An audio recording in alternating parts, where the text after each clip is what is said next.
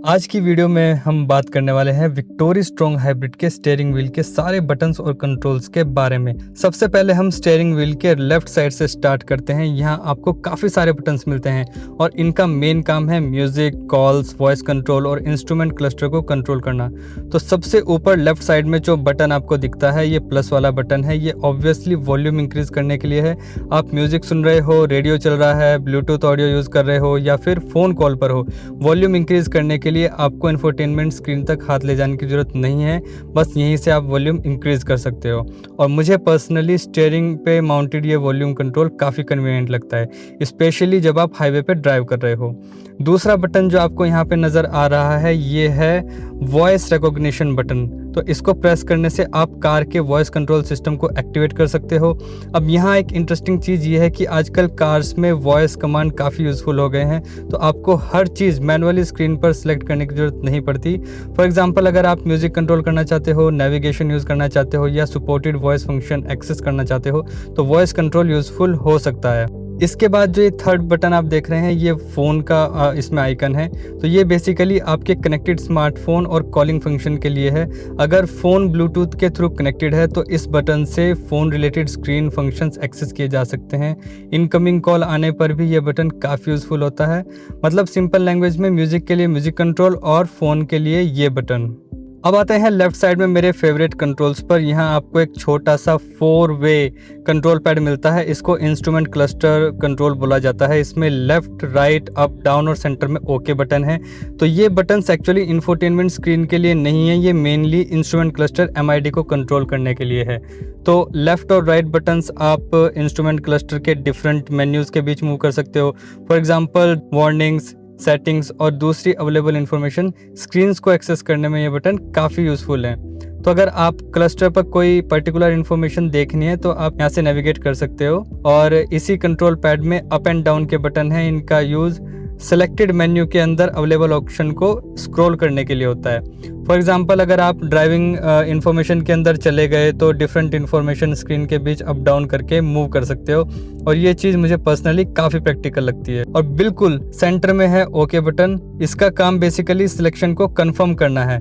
मतलब left right से आप मेन्यू सेलेक्ट किया, अप डाउन से ऑप्शन चूज किया और फिर ओके दबा के उसे कंफर्म कर दिया। अगर आप विक्टोरियस अभी लेकर आए हो और आपको क्लस्टर के मेन्यूज कंफ्यूजिंग लग रहे हैं तो बस एक रूल याद रखो, लेफ्ट राइट से मेन्यू चेंज, अप डाउन से ऑप्शन चेंज और ओके से सिलेक्ट या कंफर्म हो जाता है। अब आते हैं यहाँ इस बटन पे। तो इसका मेन जो काम है वो है वॉल्यूम को कम करना।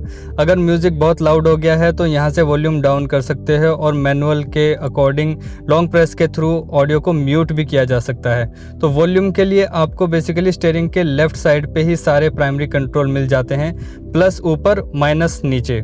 अब वॉल्यूम बटन के साइड में आपको 2 बटन्स दिख रहे हैं, ये देखिए यहाँ पे। तो इससे आप ना नेक्स्ट ट्रैक पे अगर आपको जाना है तो नेक्स्ट बटन को क्लिक करना है, प्रीवियस सॉन्ग पे जाना है तो प्रीवियस बटन को करना है। तो लॉन्ग हाईवे ड्राइव के टाइम पे ये बटन बहुत कन्वीनियंट है। इंफोटेनमेंट स्क्रीन को टच करने की आपको जरूरत ही नहीं है, बस स्टीयरिंग से ही नेक्स्ट आप प्रेस कर सकते हो। अब हम स्टीयरिंग व्हील के राइट साइड पर आते हैं और यहाँ के बटन्स का मेन पर्पज़ है क्रूज कंट्रोल।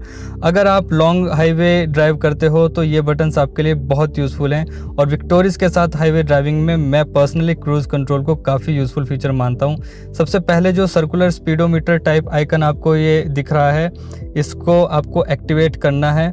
और फिर नीचे आपको जो बटन्स दिख रहे हैं उनमें से एक है सेट माइनस। ये सेट माइनस बटन है। इसका एक इंपॉर्टेंट काम है कि क्रूज कंट्रोल की स्पीड को ये सेट करता है। सपोज आप हाईवे पर ड्राइव कर रहे हो और आपको एक पर्टिकुलर स्पीड मेंटेन करनी है, आप रिक्वायर्ड स्पीड पर पहुंचते हो और सेट माइनस यूज़ करके क्रूज स्पीड को आप सेट कर सकते हो।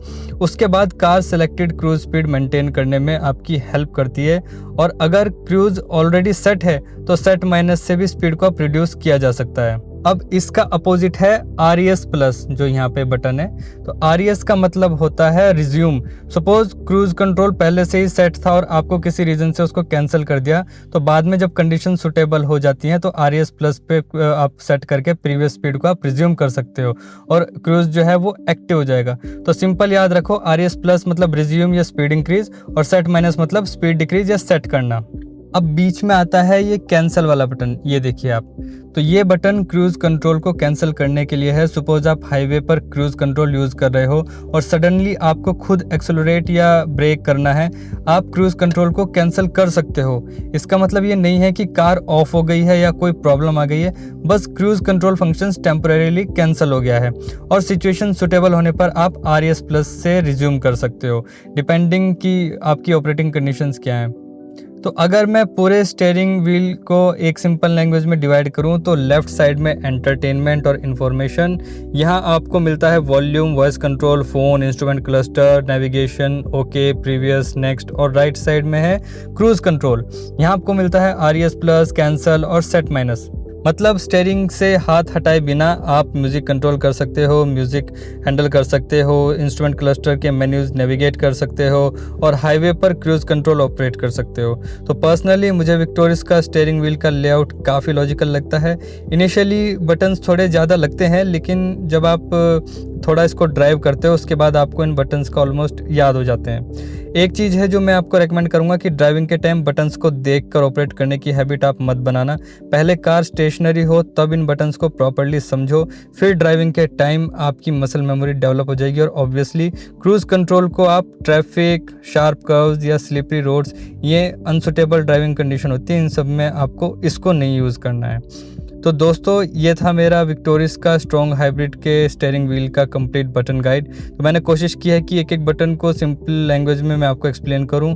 और अगर आपको ये विक्टोरिस लेने का प्लान कर रहे हो तो, या फिर अगर आपने ऑलरेडी विक्टोरिस ले रखी है, तो कमेंट करके आप ज़रूर बताना कि स्टीयरिंग व्हील का कौन सा बटन आपको सबसे ज़्यादा यूज़फुल लगता है।